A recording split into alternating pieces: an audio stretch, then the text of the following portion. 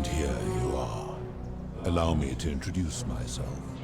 As you have already gathered, I've been known by many names. Nergal to the Sumerians, Osiris to the Egyptians, Hades to the Greeks, and Pluto to the Romans. But the one constant through it all has been my title, God of the Underworld. And I've been watching you with curiosity, mortal, ever since your arrival. You're unlike the others, aren't you? And what is more, you carry a weapon that was never intended for mortals to wield, and you do it so brazenly. But there will be time for your reckoning later. First, as a reward for undoing the desecration of my obelisk, I will allow you to satisfy your curiosity. Ask what you will. My story is many thousands of years long. You will need to be more specific. What do you wish to know?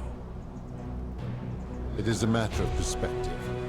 God is a label I was given by you mortals, not one I gave myself. Your ancestors revered me because to them, my knowledge and technology made me incomprehensibly powerful, just as you might seem so to an insect. But despite all that, there are rules even I must obey. My kin and I all adopted this form long ago, so that we might better understand and communicate with your kind. In time, we grew fond of the sensory delights it affords. Desire, joy, ecstasy, even rage and sorrow, while an acquired taste can be addictive. No. Long ago, I swore to Bethesda that I would remain in this form for as long as we remained among your kind. I must honor that. This is my beloved. Like me, she has been known by many names. Ereshkigal to the Sumerians, Isis to the Egyptians, Persephone to the Greeks, and Proserpina to the Romans. Or perhaps you might know her as the goddess of springtime, the cycle of life and renewal.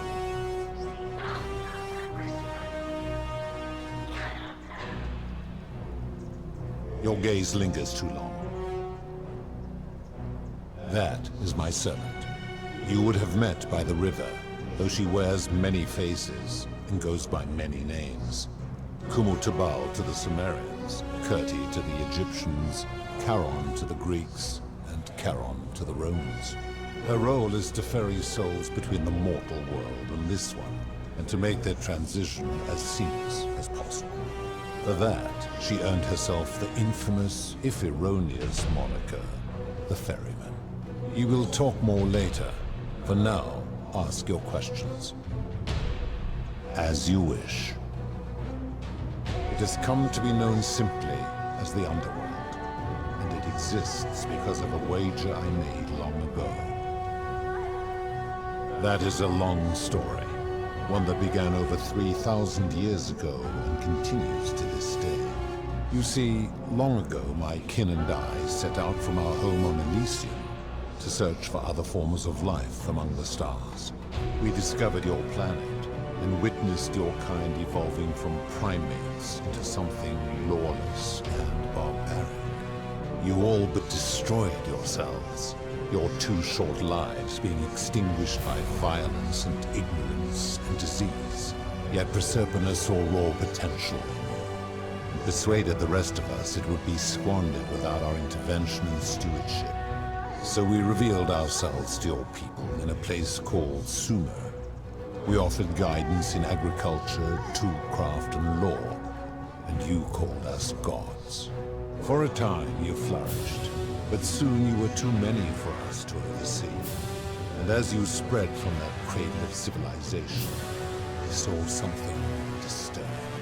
We had sown the seeds of dependency and confusion, and soon you returned to your old ways of violence and ignorance, this time in our name. My kin had seen enough, and gave up on your kind, condemning you as barbaric and chaotic, scarcely more than animals. We began preparations to return to Elysium, our home world, a utopia unspoilt by conflict and unimaginable in its beauty. But my Proserpina could not bear to abandon your kind without guidance, and knowing it would force the rest of us to leave her behind, she made an extraordinary sacrifice. She gave up her immortality to descend permanently to the ranks of humankind. And so she began her inescapable trajectory toward death. Horrified, I acted swiftly. I placed her in suspended animation in a deep frozen sleep to prevent age and sickness from claiming her. And then I pleaded with Proserpina's father, who the Romans called Jupiter, to bring her with us to Elysium. It was and is my hope that once there, we might one day learn to undo what she has done to herself. But he refused. I did everything I could to persuade him, but he would not relent. He would rigidly uphold his final pronouncement. Humans were unworthy of ascension to Elysium, and no exceptions would be made. But seeing that I was aggrieved, he proposed a wager, the terms of which were as follows. If even one human city could prove itself capable of living without sin for a single year, then Proserpina and all of humanity would be permitted to join us in Elysium. My part would be to remain behind, the last of my kind, to watch over you, without interfering, and to sit in silent judgment. And so my reward has been to languish here, enduring a 3,000-year winter, waiting for the day your kind proves itself worthy of her faith in you, so that I might take her with me to Elysium and unthaw my goddess of springtime. And here I am, after all this time, still waiting. There were also gods who, like me, have been known by many names, but perhaps you knew them by their Roman names. Our leader, Jupiter, as well as Neptune, Saturn, Juno, Minerva, Mars, Venus, Apollo, Diana, Vulcan, Vesta, Ceres, and of course, my beloved Proserpina. As the first wave of your kind arrived from Sumer, I had them build a city in their own fashion, so that they might be comfortable and recreate their lives here. I had them build the entrance as a vertical shaft leading to baths to cleanse them of the sins of their former lives and to prevent escape. I watched wave after wave of Sumerians arrive, and as their civilization declined over the centuries, they were replaced by Egyptians. Of course, believing themselves to be the superior civilization, the Egyptians promptly built over what had been built before, and made all the same mistakes. After another 1,000 years, the Greeks began to arrive, and then the Romans, and they all did the same thing. They built upon the underworlds of their predecessors, renamed their gods, and ensured their foundations were forgotten. To ensure the wager was fair, it was important that my subjects were chosen at random. To this end, I had my servant distribute 1,000 tokens fashioned from silver, a rare element at the time, across all of Sumer. Whoever died while in possession of one of them would be located by my servant and ferried to this place, with no memory of how they arrived. As the tokens were discovered, they were traded, smelted, and fashioned into trinkets, and eventually coins, spreading to Egypt like seeds on the wind. Later, when they spread to Greece, they would come to be known as Charon's obol, or as coins for the ferryman. Some placed coins in the mouths of their dead, hoping they would awaken here, though they had no way of knowing which coins were fashioned from the original tokens. In fact, almost all of the tokens are accounted for, only 2 remain. And so after this wave destroys itself, as it is destined to do, your kind will have squandered the last of its potential to ascend beyond this rock, and Proserpina's along with it. It is a regrettable story. One of the first men who came to this place was a king of Sumer, and a troublemaker. To be rid of him, I returned him to his people, on the condition that my servant erased his memories of this place. But the erasure did not take completely, and he told stories of this place as if describing memories of a dream. His tales were committed to writing, which came to be known as the Epic of Gilgamesh, and his words were twisted and distorted over generations.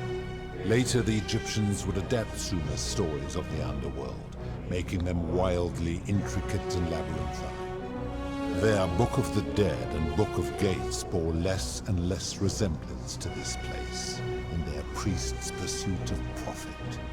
Then, when the Greeks began to arrive, they proved far more cunning, and in a series of incidents that will not be repeated, 5 of them escaped. A warrior named Heracles, 2 kings named Sisyphus and Theseus, a poet named Orpheus, and a Trojan named Aeneas. They each told embellished tales of this place, how to get here, and how to escape. And so from Sumer to Egypt, Greece to Rome, your kind has always told each other stories about this place, though each story contained only a seed of truth. Of course, that is merely the name your people have given to it, but yes, it is my doing. That is a story dating back to the very first wave, after the Sumerians finished building their city. The self-declared ruler threw a banquet to celebrate.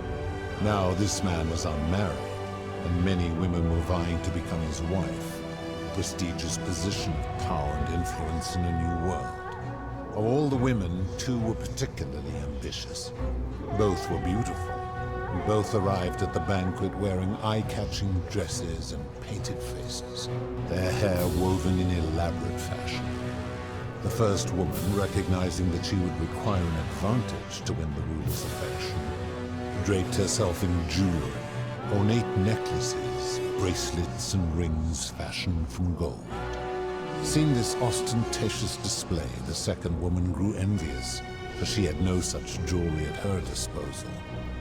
She prayed aloud to any gods that would listen to cover her in gold, and when her prayer went unanswered, she took matters into her own hands.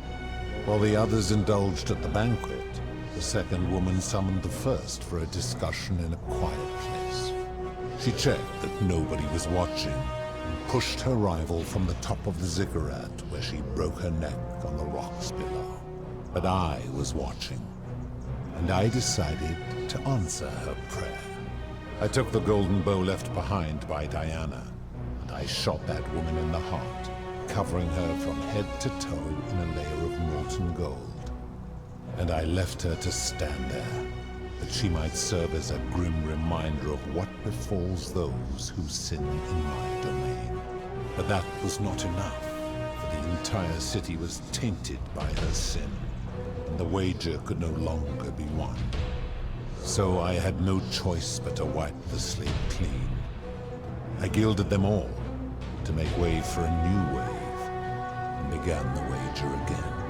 And to this day, each of them, and all who came after, line the halls of this city, inanimate but conscious, suspended in time with only their sight and hearing preserved, so they may bear witness to and lament the folly of your kind for eternity, silent golden sentinels. I give your kind a second chance at life, as well as ample warning about my lord. And when you disobey, and you always disobey, you force my hand, bringing terrible suffering upon yourselves. And so you ask if I am the one destroying your lives. And I say, no, you destroy yourselves. I am merely the means by which you do it. When my kin departed, they left behind many relics which I inherited. A consolation prize of sorts. The golden bow originally belonged to one of my kin, who the Romans called Diana. As my collection of golden statues grew, I chose the most ferocious among them, and equipped them each with a duplicate of her bow, and tasked them with hunting down the Forsaken at my behest. They became known simply as Furies. I've always considered that the cornerstone of morality is the ability to determine right from wrong on one's own. No attempt to lay out rules like your Code of Hammurabi or your 12 Tables of the Roman Republic can ever cover all possible scenarios. This should come as no surprise to you, since the core principle has been expressed in many forms by many of your civilizations. The Egyptians made a rudimentary attempt with do to the doer to make him do. The Greeks refined it with avoid doing what you would blame others for doing. The Roman Stoics added treat your inferior as you would wish your superior to treat you. Even the so-called cultists hiding among you often say, do unto others as you would have them do unto you. It is the simplest of concepts, and each one of you is born with the faculties required to apply it to any situation. Yet none of the peoples who expressed this rule were able to uphold it. Curious, is it not? For you, perhaps. I am able to commune with all of the statues in the city. Their ears are my ears, and their eyes are my eyes. If she was still conscious, I suppose she could, but she's not. Why do you ask?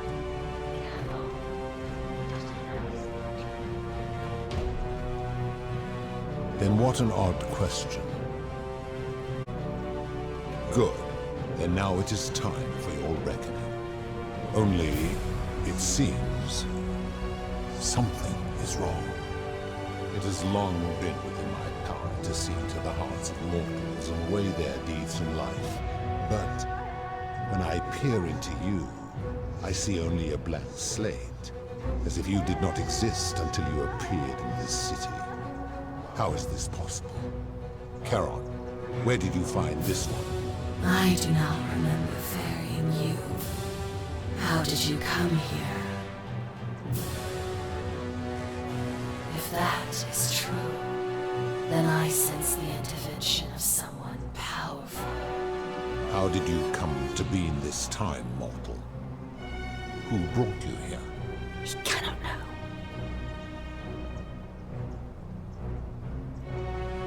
I do not know. My kin departed long ago, and Proserpine has slumbered for 3,000 years. Tread lightly, mortal. Enough of this. It seems I will need to put your reckoning on hold for now. But answer this. Why have you come here? What is it you seek? Your hubris is amusing, so I will allow you to make your case. But I warn you, if you anger me or waste my time with lies or wrong-headed arguments, you face death here. So, tell me, why should I put an end to the so-called Golden Rule?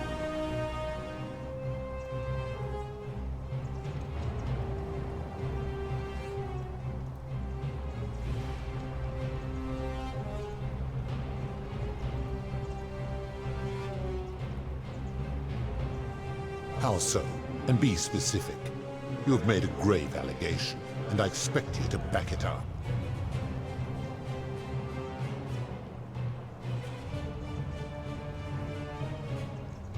His cruelty does seem to grow greater by the day.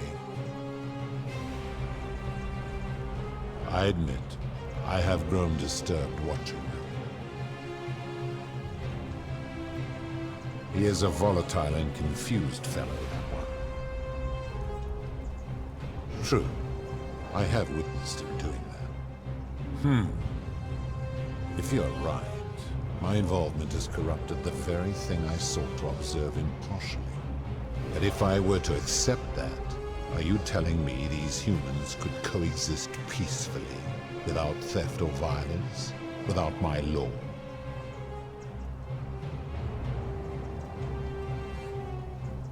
How so? And how is that working for you? So you say, and yet your world is still imperfect.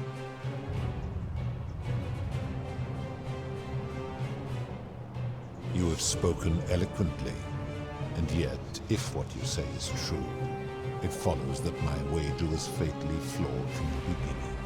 But that would mean Jupiter, Proserpina's father, who knew more about you than anyone, proposed a wager I could never win. Why would he do that?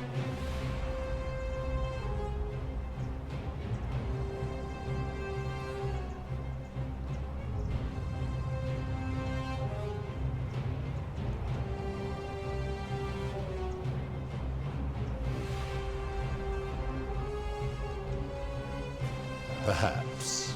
And if that was so, surely I would have sensed his deception. How could I have been so blind for so long?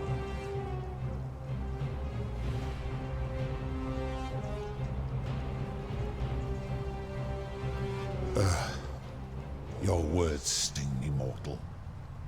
But perhaps it is what I deserve. As difficult as this is to admit, I have suspected as much for a long time now, and I cannot deny it any longer. I've been so fixated on taking my beloved to Elysium that every time one of you sinned, it wore away my hope of being with her again. In time, I began to despise your kind for making her believe that you could ever be better than you are. But my rage was not born of malice, quite the opposite. Everything I have done, I did because I loved her. Who knew this empathy of yours, which you celebrate so much, could have such a dark underside? This has gone on too long. It is time for me to let go of this form, of her, of all of you.